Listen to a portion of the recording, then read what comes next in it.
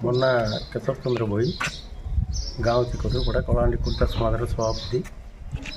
ଗତ 27 ତାରିଖ ଲାଦେରପାଲିରେ ପ୍ରଗତିଶୀଳ କୁର୍ତ୍ତା ସମାଜର ଯେନ୍ ବୈଠକ ହେଇଥିଲା, ଆଉ ସେନେ ଯେନ୍ ପ୍ରସ୍ତାବ ଗ୍ରହଣ କରିଛନ୍ ବିଜାତୀୟ ବିବାହ ଉପରେ ଆମର କଳାହାଣ୍ଡି କୁର୍ତ୍ତା ସମାଜ ତାକେ ତୀବ୍ର ବିରୋଧ କରୁଛି।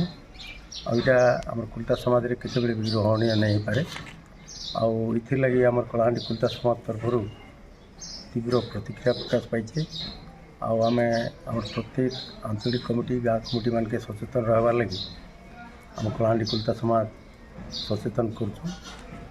ଆଉ ଭବିଷ୍ୟତରେ ଯାହା ବି ହେବା ବିଜାତୀୟ ବିବାହକେ ଆମେ ତୀବ୍ର ବିରୋଧ କରମୁ, କରି ଆସୁଛୁ ବି, ଆର୍ ଭବିଷ୍ୟତରେ ବି କରମୁ।